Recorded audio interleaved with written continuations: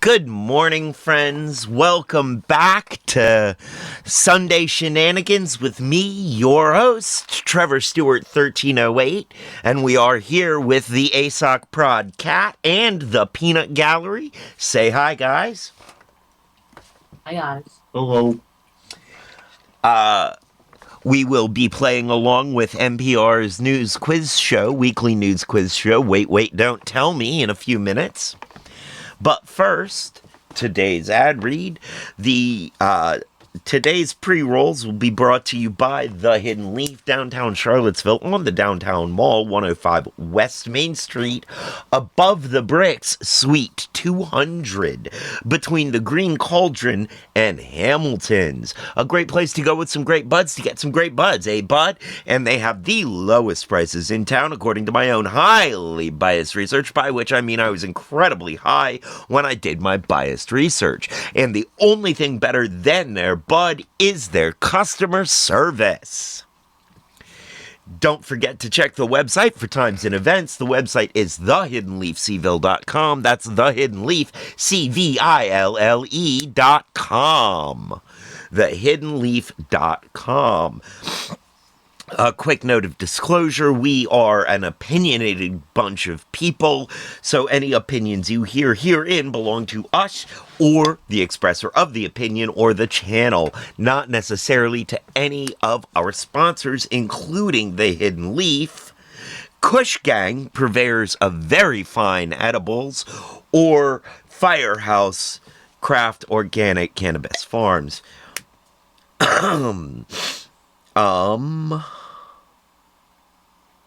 Yeah, that's the ad read. I haven't smoked anything yet today, so I'm a little off my game. So,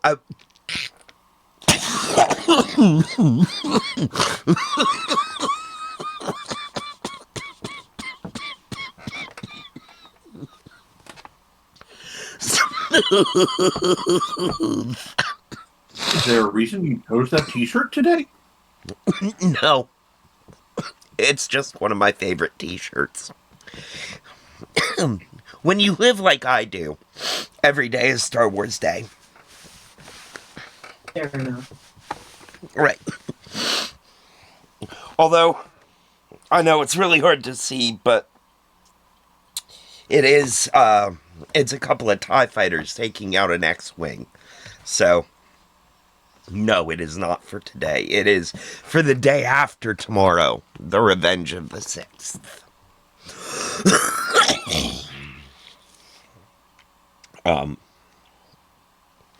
I remember what I was going to say. Before we get started, there are a couple of things. I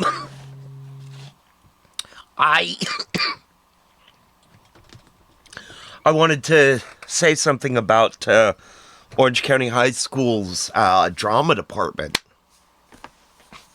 I went to Orange County High School yesterday evening and watched their production of Once Upon a Mattress. And I gotta say, ably performed. A lot of those kids were really killing it. They tried really hard. It looked like they had a lot of fun. And they did really well, I felt. The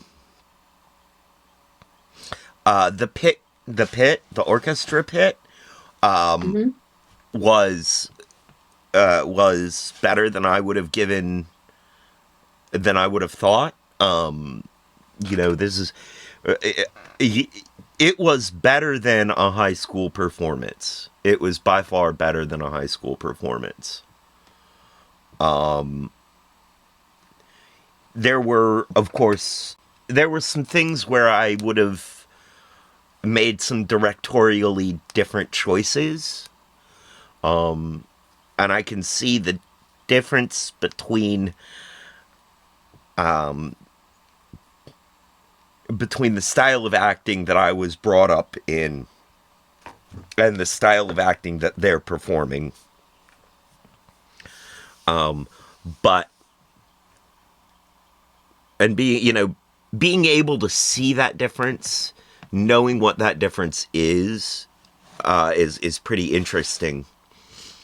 But they did a really, really good job. These kids definitely turned in a better than high school performance. And I've got to give them a lot of credit for that. It was pretty cool. And of course, while I was outside of the high school waiting for it to start, we got hit with a momentary hailstorm that was not unlike. It almost felt epic proportions there for like 5 or 10 minutes, and then it just kind of went away. Mm-hmm. So all hell broke loose. Yep. It was a hail of a situation, let me tell you. Fitting way to start off that particular play. Yeah, you know. Oh, hey, two Star Wars guy. I'm all right. Yeah, because and I've been reconsidering the Discord and the open Discord and chat for Sundays, but we don't get a lot of traffic on Sundays, and we don't get a lot of, because it's very actively labeled leftist politics. Well, because it's very actively labeled politics, a lot of people don't try and sneak in under that. But I've been considering doing this a different way, just so that we don't have to have that whole moment like we had yesterday. So, two Star Wars guy, I wanted to bring this up with y'all. Two Star Wars guy, felt like that was a rite of initiation yesterday. And I didn't really think of it that way, but like I kind of like that idea. Putting people through initiation to get in and hang out. Also known as gatekeeping. Yep, gatekeeping. Yeah, I do know that two Star Wars guy. That's why I want to change it. That's why I'm thinking about changing it. Because it's just straight up an invite to our open Discord. Well, thank you for that. Thank you for thinking our position yesterday was reasonable. I appreciate that. We do try for reasonable around here. So the other thing, though, that we wanted to start with was, Kat, you dropped a headline in there. Let's take a look at this situation now. Apparently, the vote happened last night or yesterday afternoon. Conservative Texas school boards voted out amid book bans. By Bilal Rahman. Yeah. A Texas school has voted out 3 conservative members in Mansfield. Why it matters. Voters in Mansfield Independent School District overhauled the school board in the May 3rd election with challenges unseating incumbents, including the board president and secretary, in all 3 contested races. Texas is among the states to have seen recent rise in book bans, with the Lone Star State issuing 625 book bans during the 2022-23 academic year. Wow!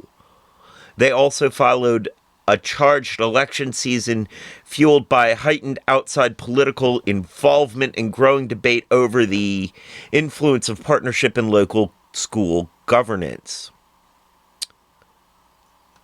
What to know. Anna Alicia Horn, a data management professional in the event ticketing software industry, defeated the incumbent Keziah Valdez Farrar in the race for Mansfield ISD School Board. Horn secured 60.3% of the vote of the 12,356 votes cast, unseating Valdez Farrar, a realtor and current board president who has served since 2021. So the board president that helped do some of those 600 book bans Got ousted. by 60%. Yeah. That was not a, it's going to be a close race. That was a very clear no. It's not a complete mandate, but it sure is. It's not an overwhelming mandate, but it sure is a mandate. It's not overwhelming, but it is clear. It is clear, and we're happy about this. Oh, I meant to do this too. Yeah, I thought a mandate was what you wanted to do with lockpick. I want to do a lot more man than just mandate.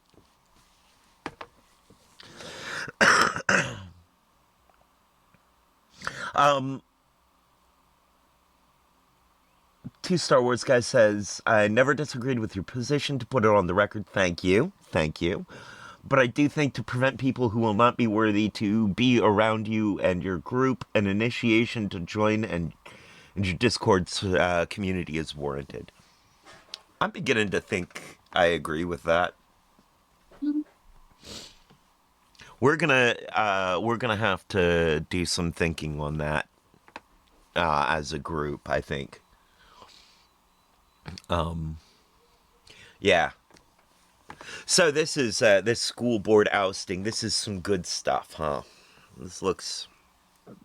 The if you read down, they cover the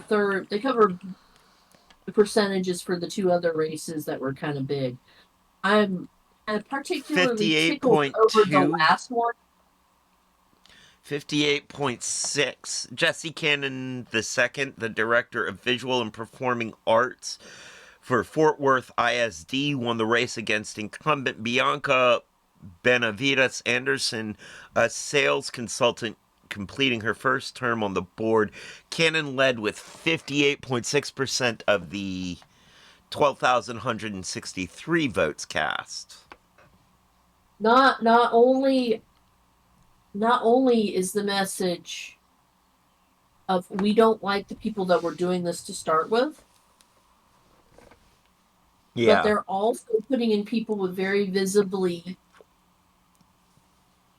different jobs. Yeah.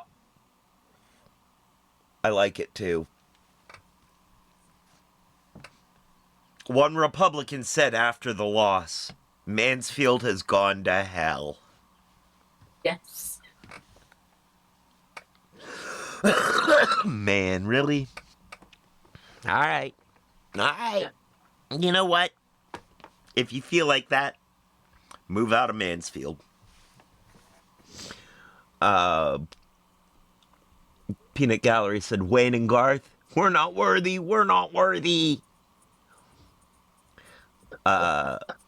T Star Wars guy says, I hope I've passed your test so far. Yeah, you're doing fine. You're doing fine, T Star Wars guy. I warned T Star Wars guy that because you had the dissenting vote yesterday, Kat, you're gonna be keeping your eyes on him, making sure he behaves. Thank you. You know, I kind of feel like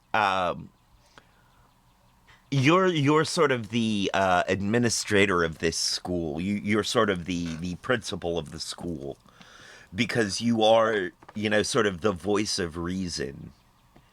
You know, you're sort of the tempering voice here. I feel like Peanut Gallery, in a lot of ways, you're the voice of opposition. You're the devil's advocate. You're the person who says, well, are you sure you've thought of everything? Have you thought about this? Have you considered it from this perspective? you know, and I think that's a very healthy thing to have here.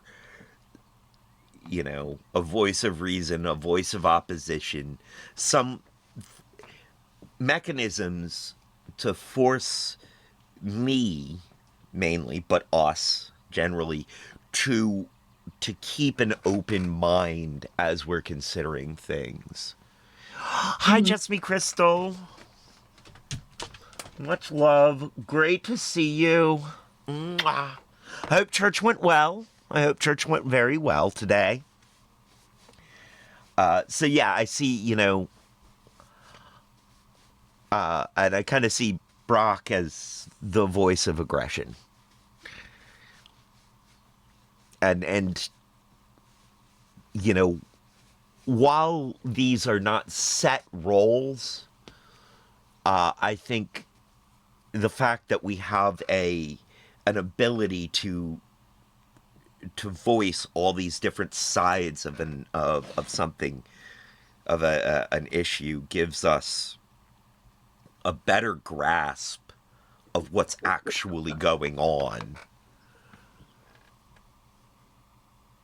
We need him in our campaign, then, definitely. Yeah, you do. And I meant to text him about that before we got on stream, but I whiffed it. I'll hit him up when we're done. I'm pretty sure I can talk him into it, because he's looking for more games anyway. You know, yeah, he's a better, you also stated a comment before that. Just to state, just for the record, I may not always agree with everything or everyone, but I am always open-minded, and I don't look to start crap. See, that's good. That's good. That's smart. We can handle that. It's, you know, the biggest thing that came up with this last problem we had was that the person couldn't see how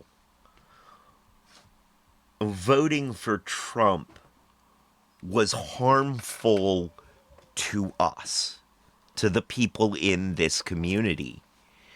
That they had trouble seeing that voting for Trump was a vote against non-binary people like me, a vote against handicapped or differently abled people. I really don't think differently abled is the right word there. Like Brock. Neurospicy people like me and the Peanut Gallery. And women like the ASOC Prod. Honestly, I probably also count as neurospicy. Just no one has actually bothered to write it down anywhere. Right. I mean, we're all pretty neurospicy here. You know. Spicy brains. My sister-in-law is going to have questions about you. You know, Two Star Wars guy just said it. Just put it concisely, I think. Dude, look at everything that has gone on since he's been elected. We're screwed. Socially, economically, all of the above. He's not open to reason. That statement is very concise, very accurate. That statement... Exactly. I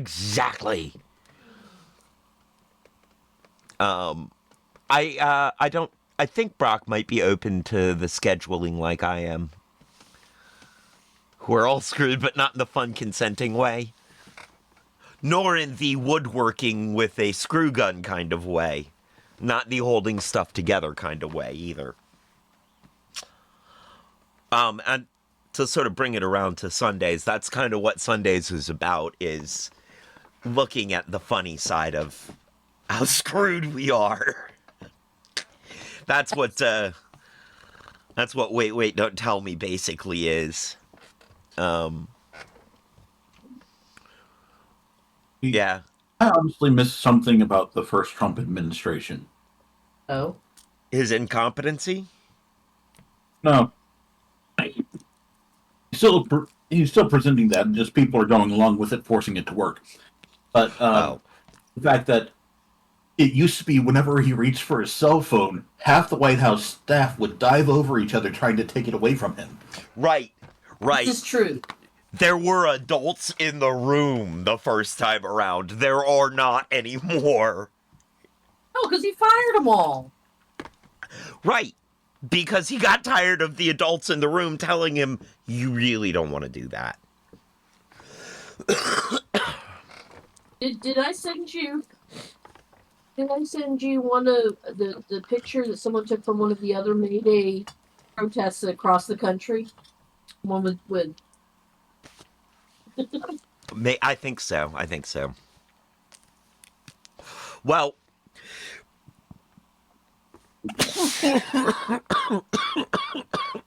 as I was about to get us started. No, I didn't send you that one. Oh. I mean, it's one thing to have different political position. That's what makes us all equal at a negotiation table. But to say I will not work with the opposition at all, it's not right. And he openly says he refuses to work with the other opposition. Yes, exactly. Oh, yeah. Exactly.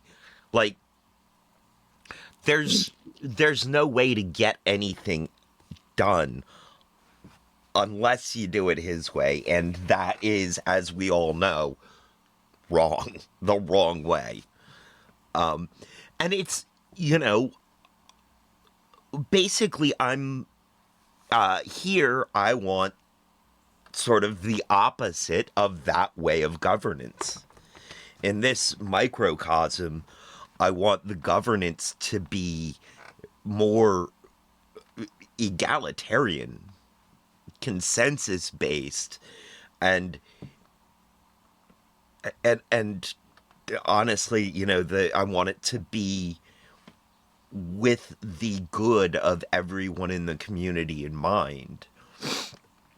And it is, seeing the way it's run wrong to show me how to do it right there's a lot to be learned there. That's fictional democracy. Yeah.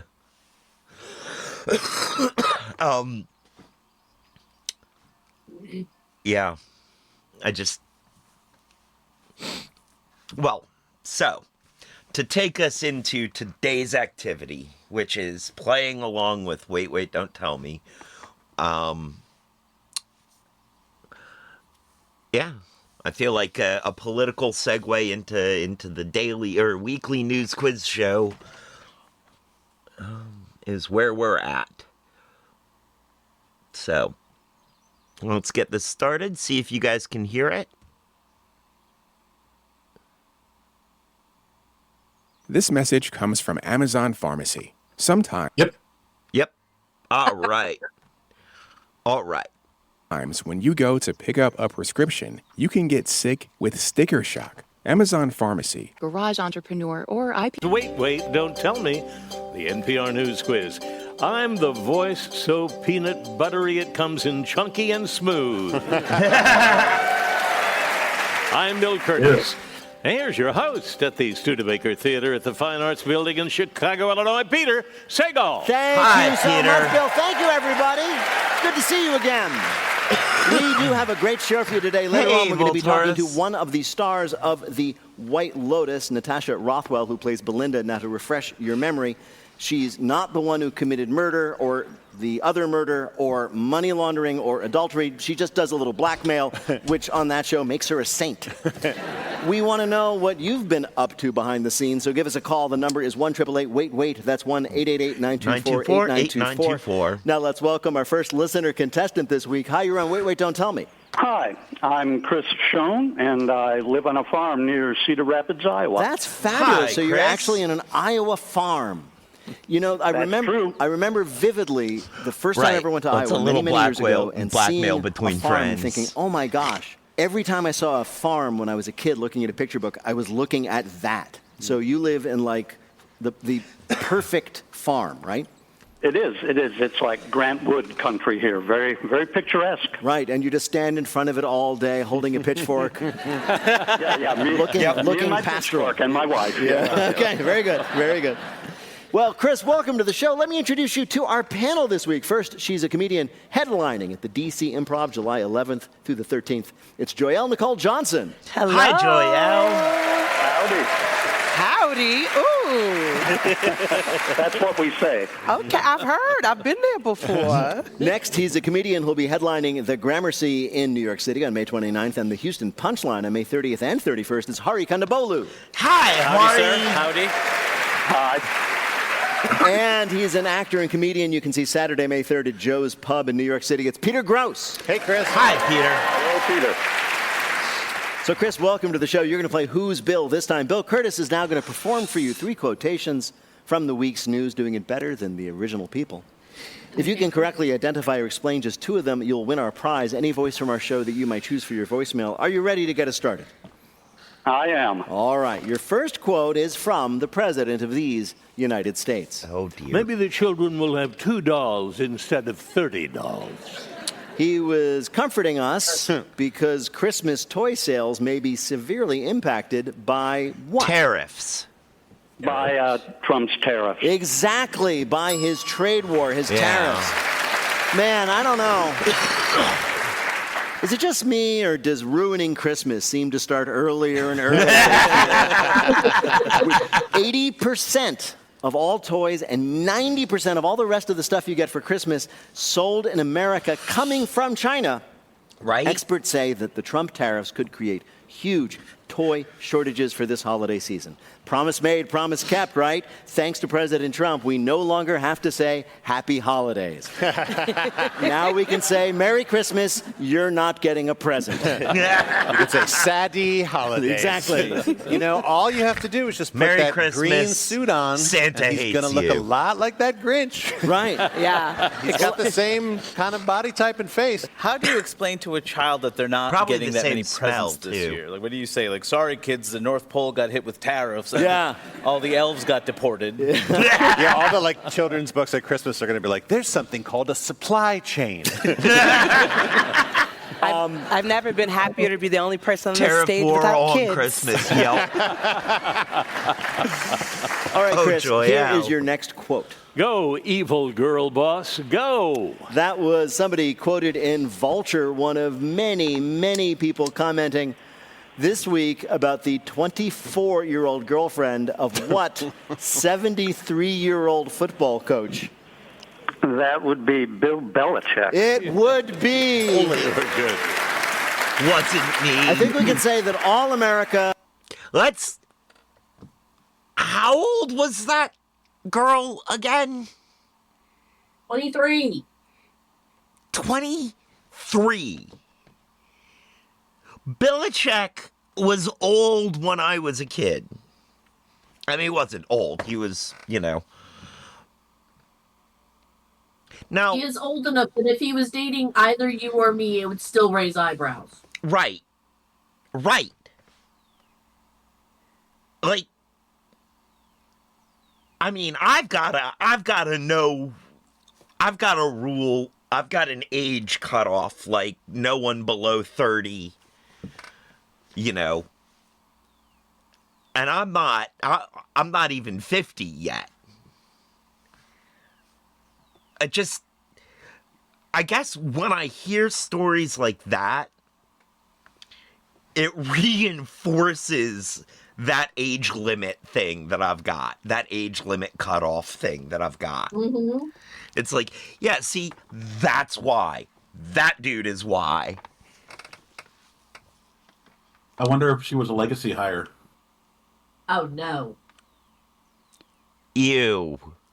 But probably. I don't have to clarify that one. I just have to say. No, you don't. We got it. We didn't want it, but we got it. This is the other reason you're kept around. It's not just the alternate viewpoints. It's the alternate mindset on occasion that creeps out. And the willingness to say the things that I won't. I'm glad we have somebody who's willing to say the things that I won't.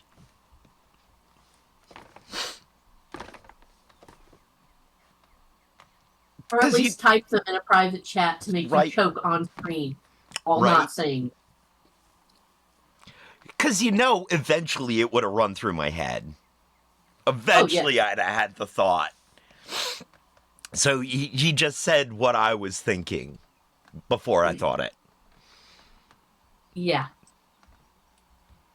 Is captivated by this December, but it's December 1932 romance of famously grumpy football coach Bill Belichick and his much, much younger girlfriend, Jordan Hudson, which it's so sad for her. She's just 24. She's wasting her DiCaprio years.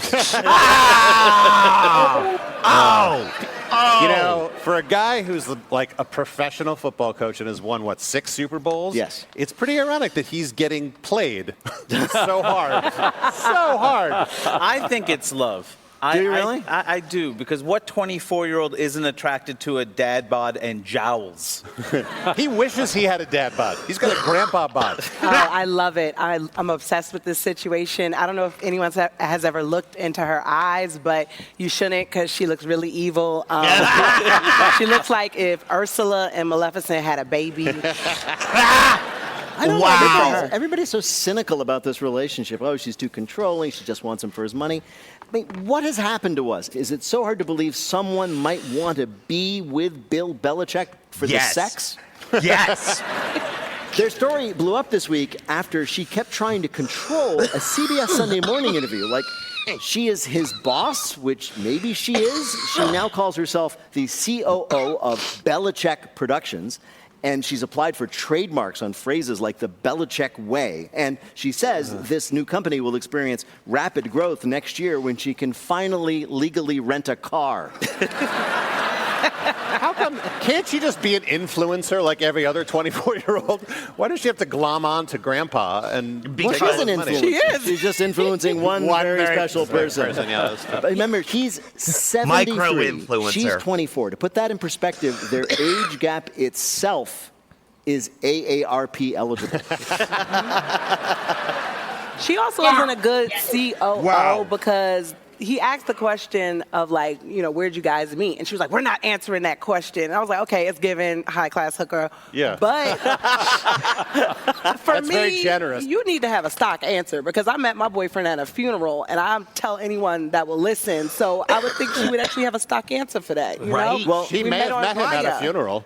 Pretty much. It was probably a dating app, like Tinder or Grindr or Grandfather. All right, here, Chris, is your last quote. It's the only block of time that's deep focus time. That was a man talking to the Wall Street Journal about why he is part of a trend of alpha male go-getters who these days are all bragging about waking up when. Really early in the morning? I don't know this. Yeah, well, it's when the Last alpha worm night. gest the worm, I guess. JFK Jr. Yes. I mean, perfect answer. What just happened? All right, so this is what happened. I just want you all to know this. I said worm, and of course these days everybody thinks of RFK Jr. But instead we got JFK Jr., who, as far as we know, has never had a worm. I'll just give it a. These are the newest trend among guys Is who are trying waking to up show really how early. competitive and with it and world-beating they are. Is they're all getting up at 4 a.m. That's the answer. All the real entrepreneur I'm types are giving it to bragging about myself. getting up at 4. They're doing it thanks to viral videos, testosterone-fueled competition with each other, and mountains of cocaine. Yep. I just love that I found out I have something in common with an Iowa farmer. Like, Really? we're not on TikTok. Yeah. Yeah. If alpha males are doing that, if I was a man, I would be a beta cuck. Yes. Me too. They're claiming they're alphas, but here's the thing. If they're waking up at 4 a.m., that means they're probably going to bed at 8 p.m. Oh, who's a baby now? Right. Oh, you go to sleep at 8 p.m.? Oh. Well, actually, that's true because one of the I don't buy into, the alpha, beta, sigma, omega pack mentality exactly. It's been disproven. Right. At least it's been disproven in wolves and other mammals. It has not necessarily been disproven in humans, which worries me. The original study that came up with alpha, beta, and that turkey, chickens. Chickens. Yes. Ah, that This makes explains sense why they're too. always just cockfighting. Hey! I thought we called that sword fighting. Moving on, you also have the programming connotations, which means that if you are the alpha thing, then you are not ready to be released upon the public. Right. But in all of this, as I have looked at this and tried to figure out, just for gits and shiggles, where I would fall in, I have to say, I'm probably a sigma. Because if you're in that alpha, beta, sigma, I have a feeling that the non-binary, gender fluid guys are the ones who get to be like, I'm not like other boys. Not exactly a pick-me boy, but definitely a not like other boys boy. And I think that lands me in sigma territory. Well, I mean, yes, but going by that particular land of stuff, are you able to do your own laundry? Yes. Are you able to cook your own food? Yes. Are you able to do chores around the house by yourself? Able to? Yes. Do I? We're not going with do you. Are you able to, and do you admit that you are able to function and do those things within the house? Yes, but I also admit that I'm able to do all that stuff outside the house, too. Exactly. That's that particular connotation. You're able to actually do housework. Yes. Is what would push you into that territory. Aha. I kind of like being a Sigma male because I don't think I want to be a pick-me girl. And I have a feeling that I kind of would be a pick-me girl.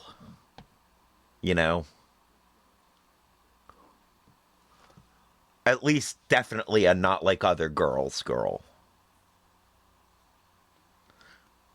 I mean,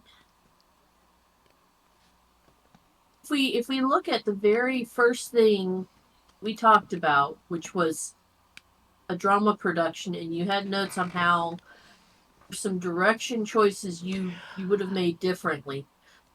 Yes, you have a flair for seeing things seen. True, but That doesn't make you a pick. I want to push back on that flair for the dramatic. I have a background in drama. Like, I've done,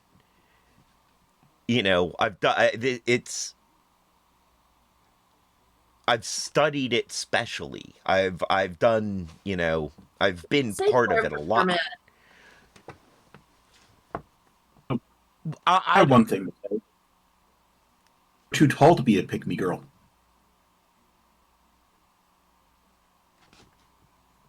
Where is this going? I'm terrified all of a sudden. Where is this joke going? How am I too tall to be a pick-me girl? Mispronounce those two words. Pick-me. Pick-me. Not the preferred nomenclature, I don't think. I mean, it is if you're a goat. Ow.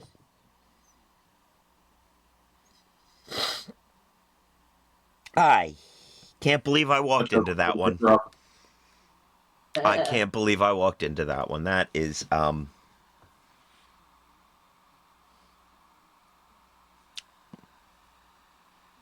Nope, I'm just gonna press play. Woohoo! We win. Yep. That started this trend was this viral TikTok that went around when this influencer posted his routine for 4 a.m. He says, quote, "Sin lives late at night." So he goes to bed early, right? There's no one to tempt you at 4 a.m. because no one's awake except, well, damn, when did garbage men get so sexy? Except all the people who have been doing cocaine all night long are awake at 4 a.m. Right? Yeah, and most stand-up comedians. Wasn't that the people doing His coke answer all night on long? number 3 was so much better than ours. Let's declare him a winner with 3-0. There you are. Very good. Now get back to your front yard with your pitchfork. Thank you so much for calling, Chris. Take care. Thank you. Bye-bye.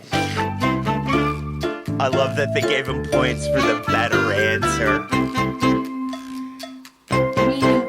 Right now, panel, time for you to answer some questions about this week's news.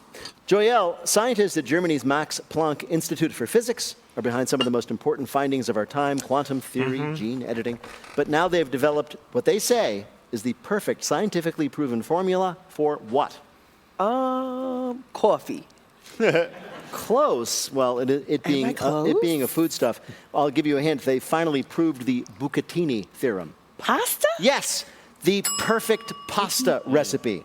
Fresh off from proving that atmospheric diffraction spikes cause the moon to hit your eye like a big pizza pie. Yeah. The Max Planck scientists have just completed extensive experiments into how to create the perfect plate of cacio e pepe pasta.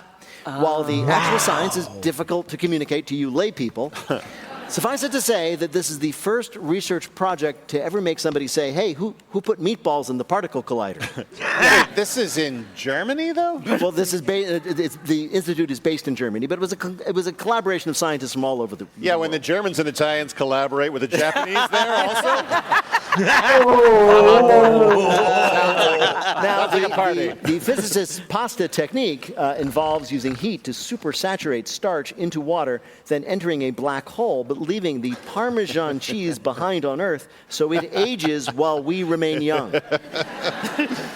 You know, the people at the Velveeta Institute have been doing wonderful work with pasta. What'd you say?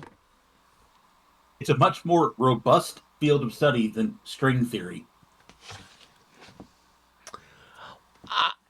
I disagree. I think that when you put it together with string theory is when you get your real ragu of ideas.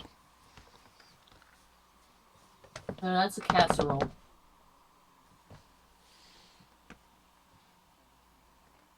Quit being so saucy. I mean, don't get saucy with me, Bernays.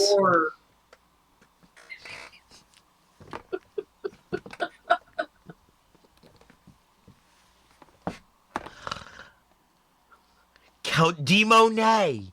D. Monet. N.A. Your thoughts?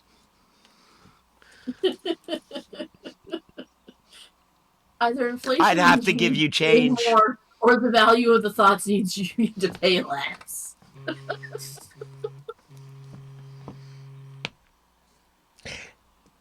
There's a linguini linguistics joke here, but I'm not sure what it is. But I'm just going to press play before we get to it, because... With pasta for years. I recommend giving them a try. Okay. Yes. Well, you know. No, I'm glad this got done, because if there's one person I trust to make great Italian food, it is a German physicist. Right. You will enjoy this! Bon appetito! When you're here, you are family! See, everything is funnier in a German accent. Everything. Coming up, our panelists rewrite history in our... Is your refrigerator running? Yeah? Then maybe you should go catch it, yeah? Yes. See? Everything's funnier in a German accent. Do you have the Prince Albert in the can? Maybe you should let him out to breathe, yeah? Bluff the listener game. Call 1-888-WAIT-WAIT to play. We'll be back in a minute with more of Wait, Wait, Don't Tell Me from NPR. Learn more at One Nights. Visit Cunard.com. This message comes from Thuma. Create your oasis with Thuma, a modern design company for signature finish. Easy, Chicago. This is Wait, Wait, Don't Tell Me, the NPR News Quiz. I'm Bill Curtis. We're playing this week with Hari Kondabolu, Peter Gross, and Joyelle Nicole Judson. And here again is your host at the Studebaker Theater in Chicago, Illinois, Peter Sagal. Thank you so much, Bill. Right now, it's time for the Wait, Wait, Don't Tell Me Bluff the Listener game. Call 1-888-WAIT-WAIT to play our game on the air, or you can check out the pinned post on our Instagram page at WaitWaitNPR for all the information you might need. Hi, you're on Wait, Wait, Don't Tell Me. Hi, this is Dave Bettinger calling in from Union, Kentucky. Union, Kentucky. Dave. Now, I don't know what do you do there in Union, Kentucky? I'm an environmental consultant. An environment. In Union, Kentucky, they oppose Confederate Kentucky. Consultant, like you show up and go, that's an environment. Yes, indeed. Yeah. Yeah. Yeah, here's an environment. There's an environment. Dave, welcome to the show. It's great to have you with us. You're going to play our game in which you must try to tell truth from fiction. Bill, what's Dave's topic? A historic oopsie. History, or herstory, I'm an ally, isn't set in stone. And this week we read about something once thought was an absolute historical fact, but it's been recently proven wrong. Our panel is going to tell you about it. Pick the one who's telling the truth. You'll win the Wait Waiter of your choice on your voicemail. You ready to play? I am ready. All right, first let's hear feel from like Peter I Gross. heard something about something this week. Forget everything you thought you knew about Dracula, or at least the guy they based Dracula on. This week, historians from the University of Brasov in Transylvania, Romania, unearthed a trove of documents that revealed that Vlad the Impaler, the 15th century lord who historians had believed impaled his enemies on wooden spikes, didn't actually do that. In fact, the title The Impaler was actually a misreported version of his true nickname. A journal entry dated June 17, 1462, written by a Magyar duke, tells the real story. Dear Diary, conquered by Vlad today. He's been so nice, total sweetheart.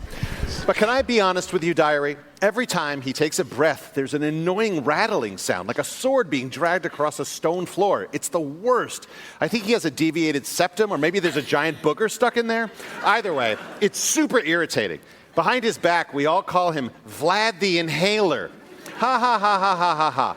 Gotta go, Diary. Also, I think I have a crush on Kathy, one of the kitchen maids, but don't tell anyone.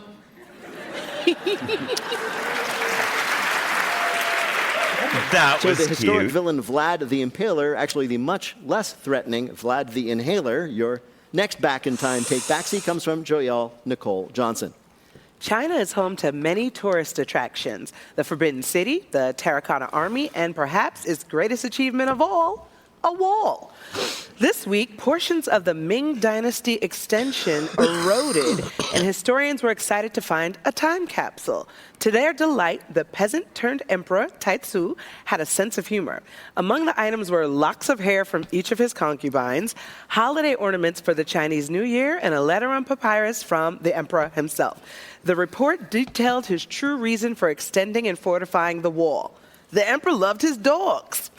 While the massive project began as a way to keep out the Mongol hordes, Emperor Taizu realized it could serve another purpose, to keep his precious Shih Tzus in. The final line in the note says, sure, the emperor hated Mongolians, but he loved his dogs more. So the response to the age-old question, who let the dogs out? Not Emperor Taizu. Turns out, I want that to be true. the Great Wall was built not so much true. to keep the Mongol hordes out, but to keep the emperor's dog in. Your last blast from the past comes from Hari Kondabolu. There are few certainties about the distant past, but what we knew for sure was that Henry VIII had 6 wives, Gaul was divided into 3 parts, and the Bayeux Tapestry, the famous medieval work of art that depicts the Norman conquest of Britain, had 93 penises embroidered into it. Now there is a claim of a phallus fallacy, that the tapestry, in fact, has 94 penises on it. The bizarre number of flailing tools makes you wonder if this art was found in a medieval frat house. The Dong drama began on the Medieval Extra podcast when historian and medieval wang enthusiast Dr. Christopher Monk claimed he found a 94th shaft under the tunic of a soldier, which would surpass the total number of Willy Wonkas found by bulge scholar George Garnett. Bulge scholar. It should be emphasized that both these historians are men because, obviously.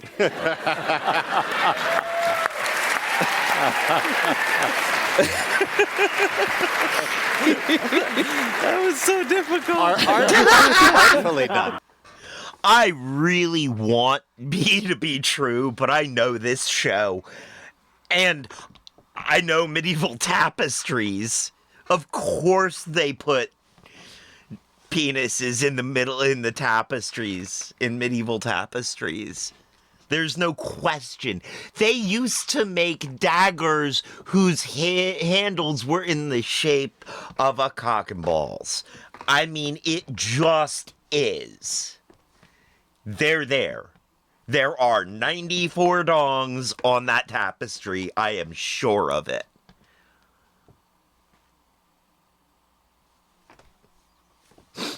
Everybody with me on this? It looks like it. All right. According to the chat. All right, so here are your choices, Dave. We just found out an amazing thing about the past that we didn't know that rocked our world. Was it from Peter Gross, Vlad the Impaler, the terrible monster of medieval Romania, turned out to be just Vlad the Inhaler? From Joelle Nicole Johnson, the Great Wall of China was built at least in part to keep the emperor's beloved dogs from running away? Or from Hari Kondabolu, it turns out there's one more member of the club in the Bayeux Tapestry. Which of these is the real story of historical revisionism? I'm going to go with C. You're going to go with C, Hari's story of an additional element being found in the Bayeux Tapestry. Well, to bring in the correct answer, here is one of the scholars involved in that discovery. One of the striking things about the tapestry is the number of penises. That was Professor George Garnett from the University of Oxford rather that on the History Extra podcast discussing the correct penis count. That's okay. It's been pinned if you look at the comments. Someone else listening pinned your comment. Thank you, Darth Dragonis. Thank you.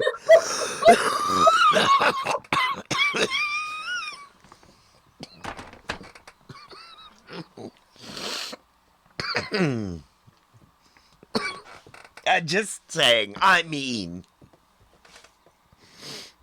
History in question. Congratulations, Dave. You got it right. Hari was telling the truth in his own way.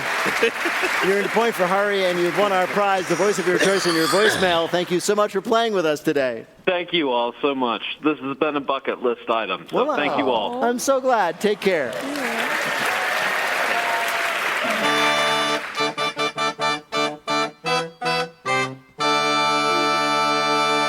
And now the game where we ask famous people about obscure things. We call it Not My Job.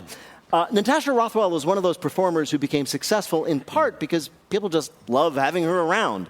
She was a writer on Issa Rae's show Insecure, and Issa loved her so much she put her in the cast. And after she was nominated for an Emmy for season 1 of The White Lotus, creator Mike White brought her to Thailand for season 3 because what fun could it be without her? Natasha Rothwell, welcome to Wait, Wait, Don't Tell Me. Thank you for having me. So before we go any further, let me ask you, just to fact check me, is that right? You were a writer for Insecure, and Issa Rae, the creator of the show, was like, this character you've written, you have to play her. Come be in the cast. Yeah, I was hired to write. I think I was one of the first people hired to write. And a few months into the writer's room, the character Kelly was created, and I was called into their office, and I thought it was because I made one too many naughty jokes. That's pretty awesome. Would you consider that your big break? Because you had been a working actor for a long time. Yeah, I mean, I wrote for Saturday Night Live right before, so that kind of was the passport stamp I needed to sort of open a lot of doors. But I feel like, Insecure was the wind at my back for sure. Yeah, you're one of those people I admire because you were in the trenches for a long time before you made it big. You were doing comedy in Tokyo for a while? Yeah, at the Crocodile Club in downtown Tokyo for a lot of expats. Sounds like a tough I found gig. my comedic voice there for sure because you have to translate, the humor has to translate, regardless of what language was being spoken by the people in the audience. And so it tapped into that idea of universal humor. And what kind of jokes killed in Tokyo? Oh, status jokes. Oh, if the secretary was mean to the boss, watch out. Really? The business guys just lapped that up? Oh, man. Yeah, anytime you subverted expectations in that way, it hit home. And what did you learn from your 4 years of teaching high school in New York City? Whoa. I don't want children.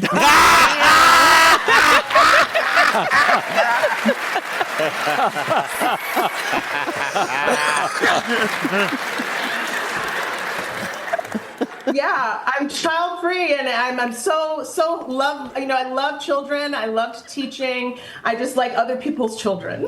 Right, exactly. Do you ever, now that you're a well-known performer on TV and elsewhere, do you ever hear from your former students and going, "Yeah, we knew that was happening"?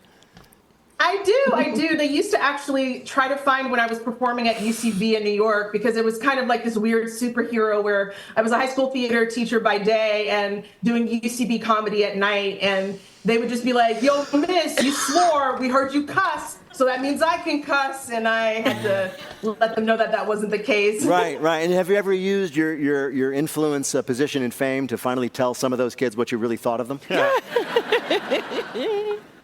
When they see that I blocked them, I think they get the message. Okay.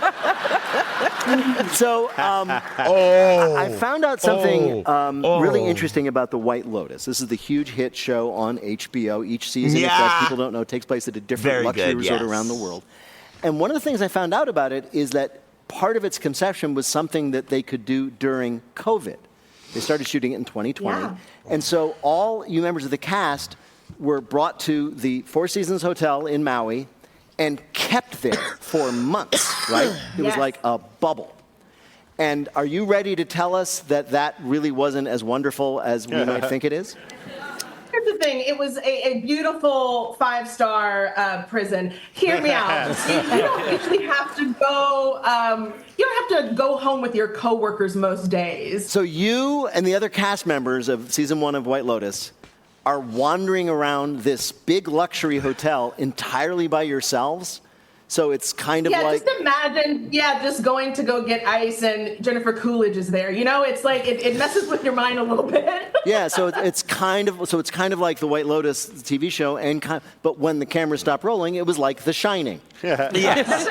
Yes. Absolutely. It was lovely, and I think that, that's what made season 3 such a shock to my system because it was a larger cast, and we could obviously be wherever we needed to be. And so Mike has really figured out the formula for the show, to be sure. Which is to cram you all into a luxurious place for months and not let you leave. Yes. I heard from an interview with a castmate of yours that it was actually quite hard to be in Thailand for that long because it was incredibly hot. And on the most miserable hot days, you all had to pretend that you were having the best time ever in this wonderful resort. And so are you willing right now to a national audience to complain about this gig? I won't complain, but I will say we all got very adept at putting ice packs in places you would have never dreamed. You would have never dreamed. Yeah. I didn't know ice packs can go there. can go a long way. But, they say want is the root of all suffering. And so after the first couple of weeks, I had to stop wanting it to be cold and cool. So I had to accept it and, just put ice packs in a lot of places. Well, Natasha, it is absolutely great to talk to you. We have invited you here to play a game that this time we're calling. Sure, you Rothwell, but do you froth well?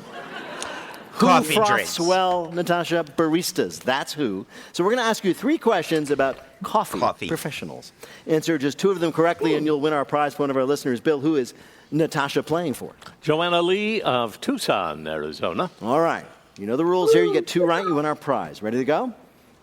All right. Ready. You just took a big breath. Is this like a stressful thing for you? Are you the kind of person who, even when it's utterly meaningless and dumb, takes tests seriously? Yes. My therapist is very well paid. Right. Okay. Well, let's find out how much good they've done for you. Here we go. Here's your first question. Some baristas develop personal relationships with some of their customers. For example, after a customer's second visit of the day to a coffee shop, one barista told Reddit that he did what for the customer? A, walked a 3rd and 4th cup of coffee over to his job to save him the trip. B, held up the line for 20 minutes talking to him about his recent breakup. Or C, Googled how much caffeine consumption will kill you. C.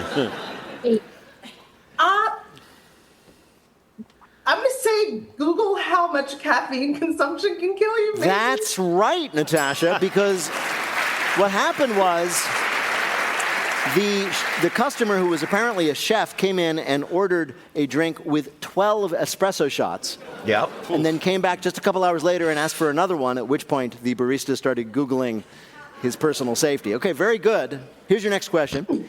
In the annual Googling, World am I Barista liable? Championships, competitors serve the judges drinks in 3 different categories, but competitors are warned they will receive a score of 0 in the milk beverage category if they do what? A, draw an obscene picture in their latte art. B, use human milk in the drink. Or C, make frothing noises with their mouth while frothing the milk. All of the above. No, I think it's okay. A. I'm going to say the eggplant art. No, actually, they're not allowed to use human milk. And we don't know why they came up with this rule, nor do we want to know. One guy. One guy. One time. All right, this is fine, Natasha, because you've got 1 right with 1 to go. Here we go. There are Starbucks in unexpected places, some with unique rules, such as A, the Vatican, where they deliver, but only to priests taking particularly boring confessions. B, the CIA headquarters, but baristas are forbidden from writing names on the cups. Or C, the base camp of Mount Everest, but you have to pack in your own cup, coffee grounds, and grinder.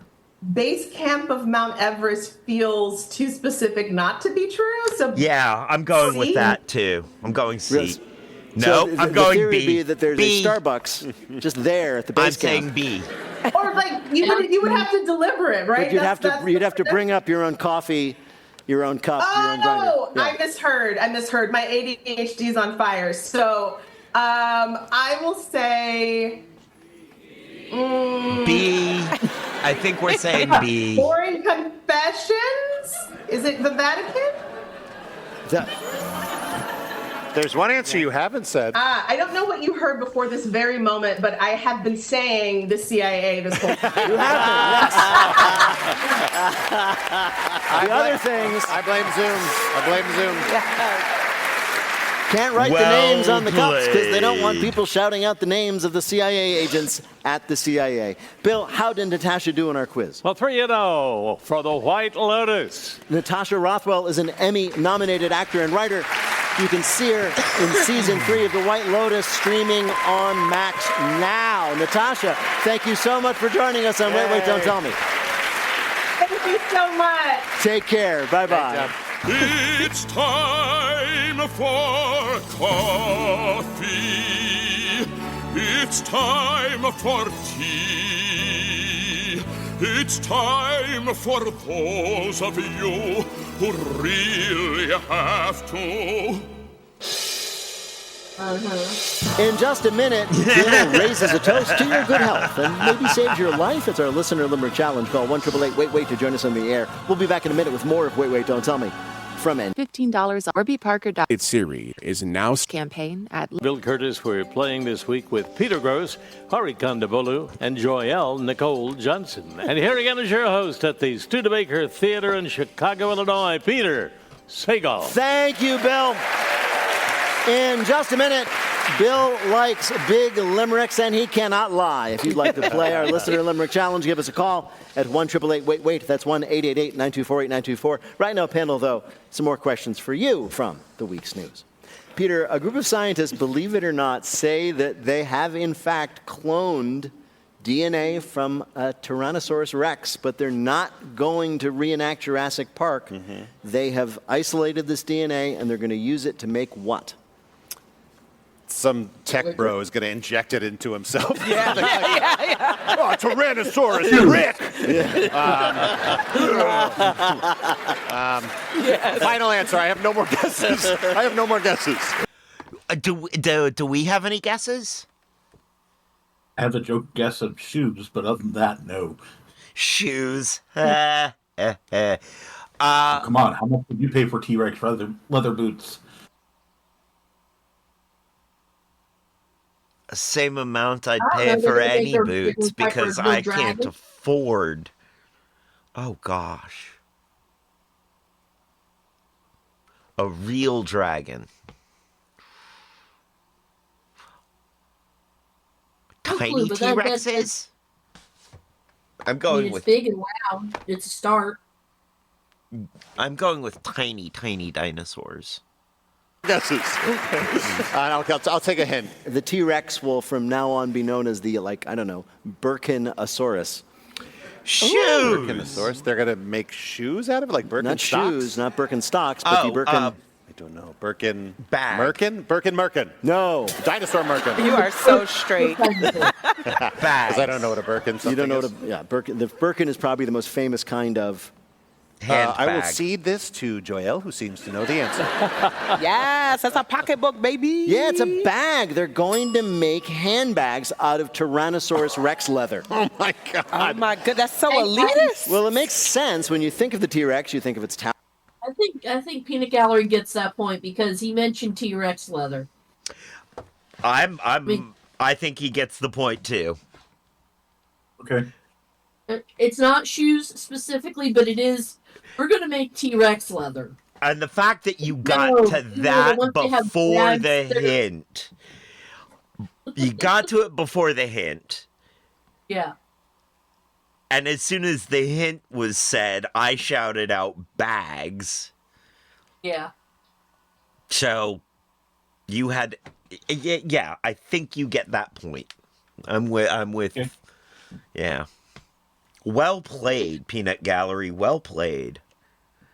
Good guess. Come on. What sort of pharma crypto bro wouldn't be complete with the super elite T-Rex leather boots? And T-Rex leather bag. Oh, Peter's going to have so much fun with this one once it gets going. You know what I would want? No. I was going to say steak, but not T-Rex. I mean, I guess if they're just recreating it from the DNA, sure. But I tend not to eat meat eaters.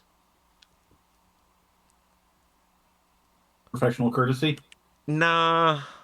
More like awareness of the kind of crap we put in our bodies. Mm.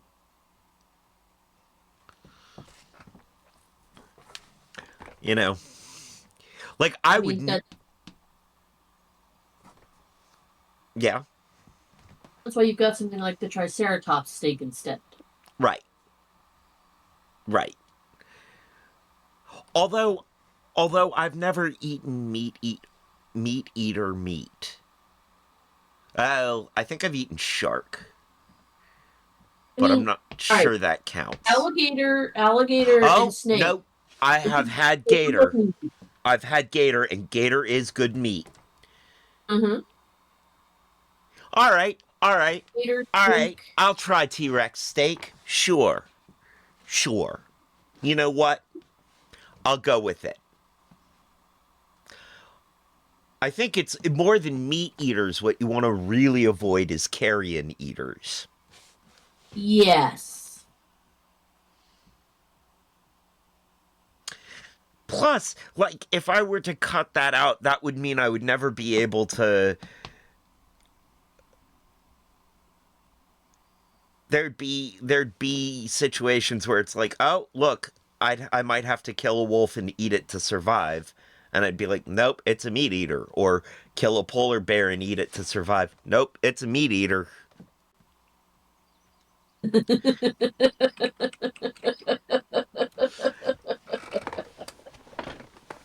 The assumption that I could take a polar bear in a one-on-one fight, I realize is a huge assumption. And I would say that I would have to think of ways to make the fight exceptionally uneven. But that is the difference I have in that situation, is that I've got a big brain. Yeah, I'll go with that. Sure.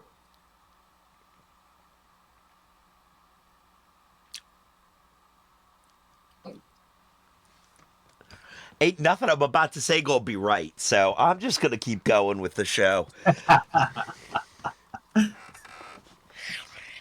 All I'm saying is, even if I didn't need magnums, I'd still lie about it.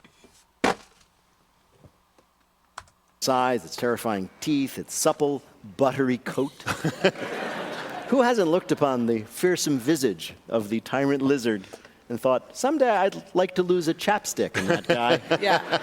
I feel like Lawrence Sanchez is going to get this bag and take it to space Probably, with yes, her. yes. Exactly for her. And also, this is going to go wrong, right? Oh, yeah. Clearly. They're not going to be like, we're just going to make part of the side. Just that. No, Just that part. Jurassic Park is happening. Everything in science fiction is happening.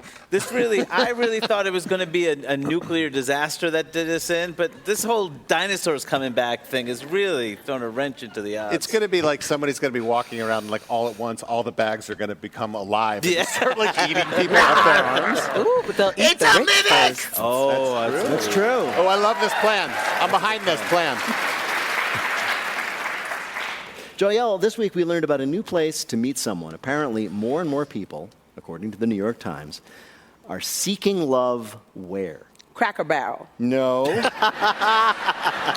I'll give you a hint. If you want love, all you need is platinum status and 3 hours before your flight. The Delta Lounge? Yes. Wow. Airport lounges. Oh. I did not get there on time. You know, meat market. People are sharing their meet cute stories at airport lounges like the United Club, Delta Sky Club, and the JetBlue Kissing Booth. The Southwest Airlines cardboard box. No, they say it's the best place to meet, attractive strangers. It's perfect if your type is man on business trip drinking cocktails at 7 a.m. According to one MX Centurion lounge lover, airport lounges provide a, quote, targeted location to meet like-minded people. Because the thing I look for in a partner is also willing to pay $700 a year for 3-hour-old oatmeal. It's like a money and class thing. That's what it is. Yes. It's like, we belong here. That person also belongs here. Yeah. They don't want to meet someone at the Hudson News. Yeah. Someone who's buying a whatchamacallit. That could be anybody. They want somebody. No one's getting a whatchamacallit. Hey, They want somebody. Excuse me, I like whatchamacallit. I've never Why been don't to you just go to Hudson the News, gate and but- look for love there? It's perfect if what you're looking for in a life partner is somebody wearing pajama pants who lines up 90 minutes before boarding. Yes. Oh, I love the way you're wearing your neck pillow as you walk around the airport.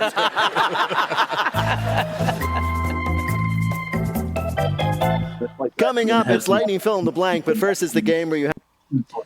Yes. What was that, sir? Dressed like that and then has the audacity to complain about someone else's shoe choice.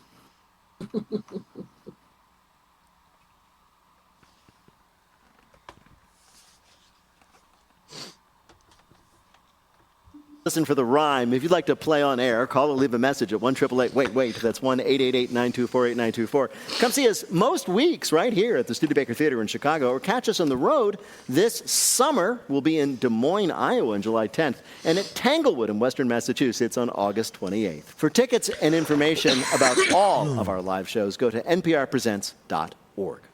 Hi, you're on Wait, Wait, Don't Tell Me. Hi, my name is Caleb Popson Garcia. I'm from Tallahassee, Florida. Hey, Tallahassee, the state capital. What do you do there? I work in the environmental science field. Wow. We've been getting a lot of that today on this week's show. It's really wonderful to hear. It's kind of like a farewell tour, but it's still great to hear. Well, Caleb, welcome to the show. Bill Curtis is going to read you 3 news-related limericks with a last word or phrase missing from each. If you can fill in that last word or phrase correctly in 2 of them, you'll be a winner. Ready to go? Sure thing. Here's your first limerick. Sparkling wine will relieve my crammed brain, and my heart will relax its damned strain. My pulse feels no trouble while I sip these bubbles. My doctor says drink more champagne. Wine? It is a form of wine. It rhymes with crammed brain, damned strain.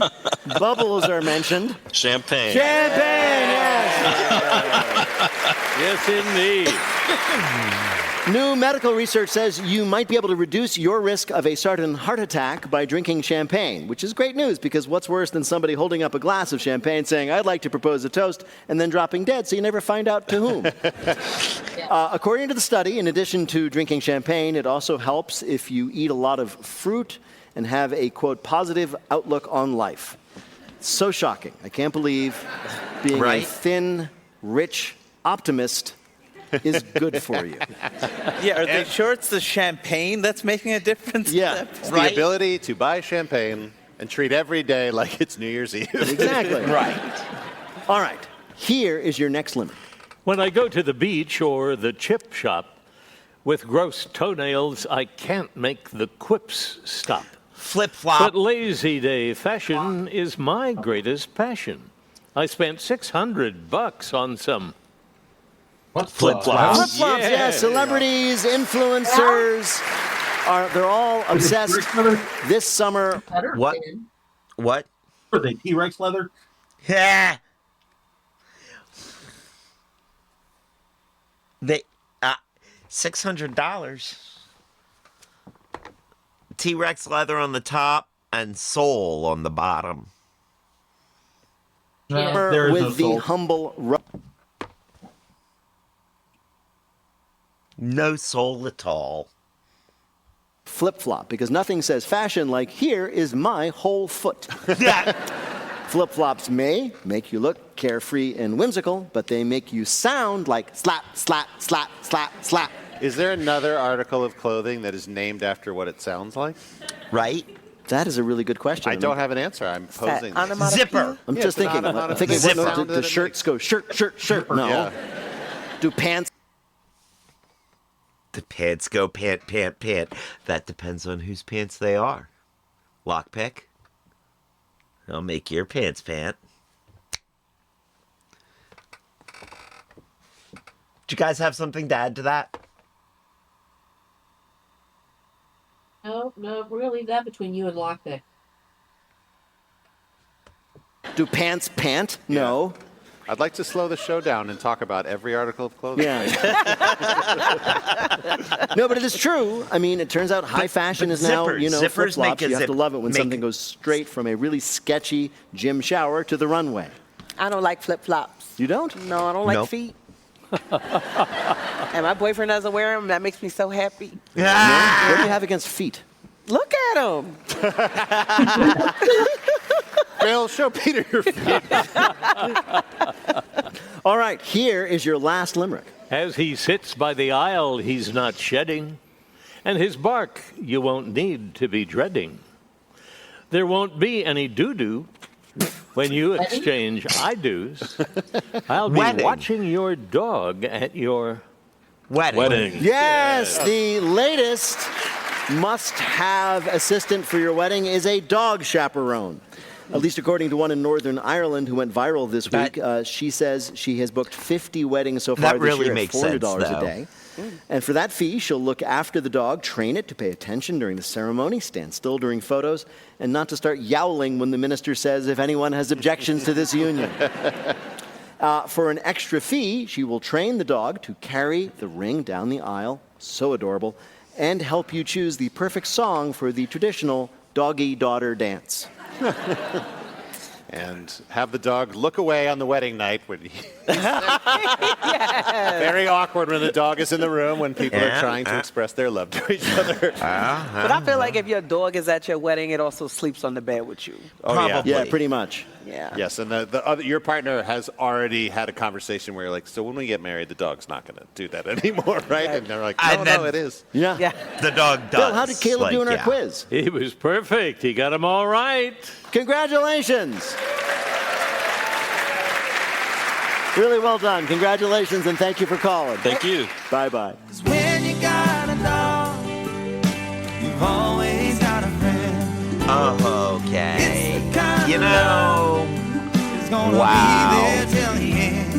Unless you played the country song all the way out to the end, at which point you've lost your dog, your truck, your spouse, all of it. That's why you gotta play country songs backwards, so you get your dog, your truck, your spouse, and your job back. This message comes from ProFlowers.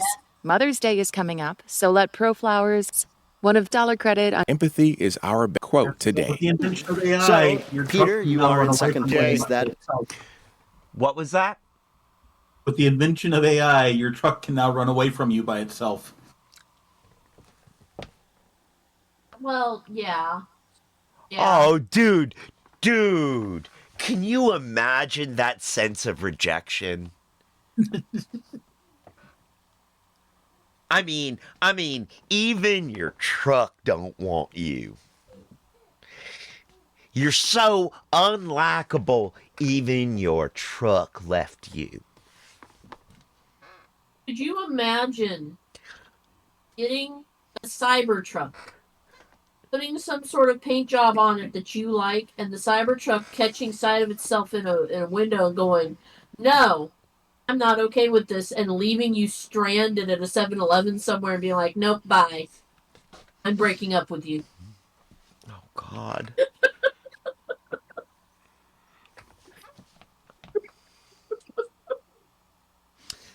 And this, folks, is why you should always be nice to your AIs, even though it's costing the companies millions of dollars. Although the fact that it is costing the companies millions of dollars seems like a good enough reason to be nice to your AI. Yes. I'm still working on getting left by your truck. Ow.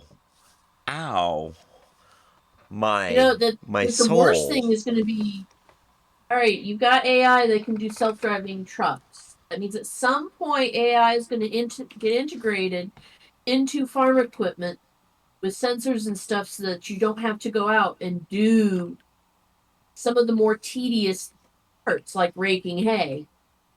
So could you imagine having a big blow up in your yard where the farm equipment can hear you and the farm equipment takes your ex's side and leaves with her of its own volition? This is a whole new genre of country music. She took the dog. Took the My chickens, wife left and me all and my tractor did too. My wife left me and my tractor did too. Oh. Goodness gracious. All right. I'm right. We're going to go first. Here we go. As many fill-in-the-blank questions as they can. Serves you and your family. Discover how Amica can help protect what matters most to you today. Go to amica.com and get a quote today. Now on to our final game, Lightning Fill in the Blank. Each of our players will have 60 seconds. What was that?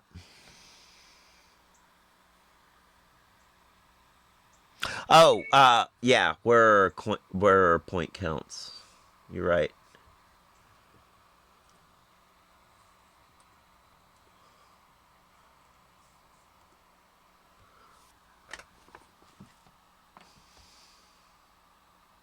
Each of our players will have 60 seconds in which to answer as many fill-in-the-blank questions as they can. Each correct answer now worth 2 points. Bill, can you give us the scores? Joyelle and Hari each have 3. Peter has 2. All right. So, Peter, you are in second place. That means that you are going to go first. Here we go. Fill in the blank. In response to the Signal texting scandal, Trump announced he was reassigning National Security Advisor blank. Whoever that guy is. Yes. His name is Mike Waltz, and he's going to be UN ambassador. At the end of April, both the S&P 500 and the blank closed in the red. The Dow Jones. Yes, the Dow Jones. This week, Canada and Mexico reported outbreaks of blank. Measles? Are we exporting measles to Yes, them? we are exporting Yay. things. Trade continues. Yes. On Tuesday, lawmakers in Florida signed a bill to ban blank in the state's drinking water. Fluoride. Fluoride, yes. This week, a highway in Texas was shut down for 12 hours after a truck spilled $800,000 worth of blank. Oh, I heard about this. Dimes. Yes, dimes. On Wednesday. Not dime bags. Dimes. On Wednesday, it was revealed that Martin Scorsese filmed one of the blank's final interviews. One of the blanks? Yes, that is a clue. A Pope. The Pope, yes. On Monday, blank kicked off her Cowboy Carter World Tour in Los Angeles. Beyonce. The Pope for black women, Beyonce. Yes. This week, a priest in Pennsylvania was sentenced to community service after he stole $40,000 from his parish and spent it on blank. Cowboy Carter tickets. No. One ticket. Oh, exactly what I say. Power-ups in Mario Kart. Hey. Whoa. $40,000. The 52-year-old priest used the parish credit card to buy thousands of dollars in video game power-ups for Mario Kart Tour. Oh, my God. God, can you imagine going to the confession booth saying, "Bless me, Father, for I have sinned," and hearing, "It's-a me." Bill, how did Peter do in our quiz? Very well. 6 right, 12 more points. 14 is his total. All right. Joyelle. Yes. I am arbitrarily choosing you to go next. Here we go. Fill in the blank. On Tuesday, to commemorate his first 100 days in office, blank held a rally in Michigan. Trump. On Monday, Spain and Portugal were hit with a massive 12-hour blank. Blackout? Yeah, power outage. This week, severe blanks tore through 12 states. Tornadoes. And storms, yes. On Wednesday, a judge suggested opening a criminal case against blank for their app store policies. Apple? Right. After the Lakers lost their spot in the postseason, blank hinted he may retire from the NBA. LeBron James. On Thursday, George Clooney, Bob Odenkirk, and Sarah Snook were all nominated for blank awards. Tony! Yes, this week the U.S. Navy lost a $60 million F-18 fighter jet after the aircraft carrier it was on blanked. Crashed into the ocean? Returned without it? No, the aircraft carrier turned too quickly and the jet slid off and into the water. The Navy confirmed that a quick turn caused the plane to slide off the ship and into the ocean, which is a real, you had one job, aircraft carrier. Also, they are famously the slowest things to turn. Yes, I know. It's like, it's a cliche, right? Well, getting the government to change is like turning an aircraft carrier. Turns out, turning an aircraft carrier, just jerk the wheel really hard. Bill, how did Joyelle do in our quiz? 6 right, 12 more points. Slipping by Peter with a 15. There you are. So You didn't even need it. So Hari is left to play. How many does he need to win? Well, 6 to tie and 7 to win. All right, here we go, Hari. This is for the game. Fill in the blank. Months after tense negotiations began, the U.S. signed a rare minerals deal with blank. Ukraine. Right. On Monday, the White House fired all the scientists working on a massive study of blank's effect on the United States. What are Fruity Pebbles? Climate change. Climate change. In her first major speech since leaving office, blank sharply criticized Trump's policies. Kamala Harris. Right. During an interview this week, Ben Affleck said he thought that blank was the best work of his career. Geely? What are his children? No. What is? You think this is Jeopardy? Let me have dreams, Okay. Peter. No. He said the best work of his career was the DVD commentary track for Armageddon. On Thursday, department store blank fired their CEO for funneling business to his romantic partner. Macy's? No, Kohl's. On Wednesday, officials in Nepal drafted a law requiring anyone who wants to climb blank to be an experienced climber. Mount Everest. Right. Last week, a woman in South Carolina sued a local restaurant after she took a bite of her sandwich and cracked her tooth on blank. What is a gold nugget? What is a tooth? She cracked her tooth on another person's tooth. Whoa! Apparently, the woman bit into her sandwich, cracked her molar on something hard, and then discovered it was a tooth. She's understandably traumatized, as I believe you are now. But this is why you have to be specific when you order a burger with everything on it. Bill, did Hari do well enough to win? How dare you? Well, we got to read them anyway. 3 right, 6 more points. 9 means Joyelle is the champ. Well done. Oh, perfect. I love that pen. The audience is thrilled. Yes. Coming up after the Bill Belichick and Jordan Hudson story broke there, what would be the next hot celebrity gossip we get from CBS Sunday Morning? But first, let me tell you all that Wait, Don't Tell Me is a production of NPR and WBEZ Chicago in association with Urgent Haircut Productions' Doug Berman, Benevolent Overlord. Philip Gotica writes our limericks. Our public address announcer is Paul Friedman. Our tour manager is Shana Donald. Thanks to the staff and crew at the Studebaker Theater. BJ Liederman composed our theme. Our program is produced by Jennifer Mills, Miles Dornbos, and Lillian King. Special thanks this week to Blythe Robertson and Monica Hickey. Our jolly good fellow is Hannah Anderson. Peter Baby Tooth Gwynn has no verb. Emma Choi is our vibe curator. Technical direction is from Lorna White. Our CFO is Colin Miller. Our production manager is Robert Newhouse. Our senior producer is Ian Chillog. The executive producer of Wait, Don't Tell Me is Mr. Michael Danforth. Now, panel, what will be the next hot gossip we learn from CBS Sunday Morning?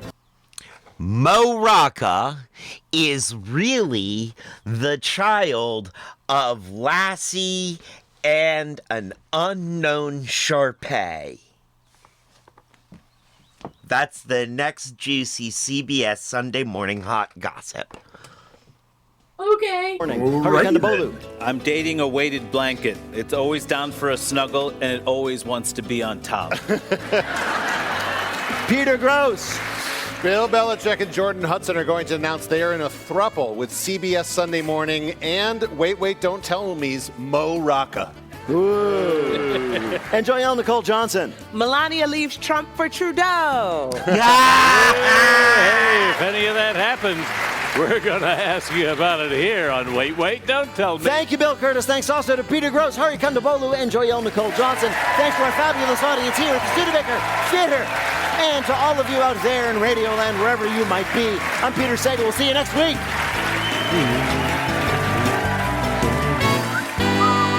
Da da da da da da da. Bring, bring. This is NPR. This message comes from BetterHelp. Therapy can be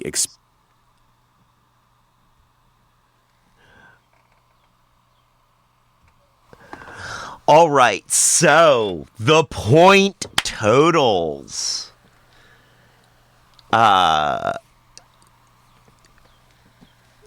Peanut Gallery coming in second place with 29 total. And I am tied for first with Kat at 31 total points. I felt a little bit more on top of what we were doing, you know. I felt a little more on top of the news this week than usual. I mean, if they'd have mentioned the kangaroo, we would have all had that one too. You know, or barefoot gator wrestling.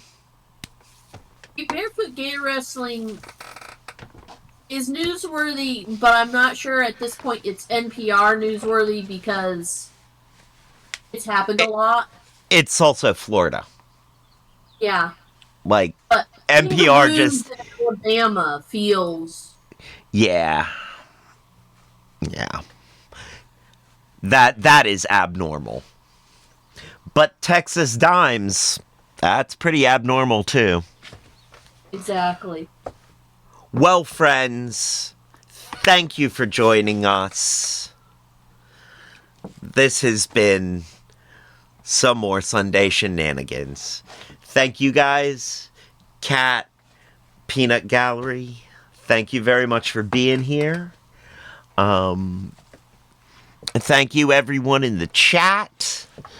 Darth Dragonis, Chris into 386, Volturus, 2 Star Wars Guy, Just Me Crystal. Believe that's everybody. Thank you very much, everybody. Much love to everybody. Thank you all the lurkers. And stick around for the raid. We will be raiding out to somebody, DJ Margarita Mel, on the Sunday No Pants raid train. Hosted by my future ex-husband, Lockpick. So thank you for being here. Thank you for sticking around. Much love. And now is the time on the show when I say, as they say around here, 2 up, 2 down, VA, double deuces. We're out, y'all.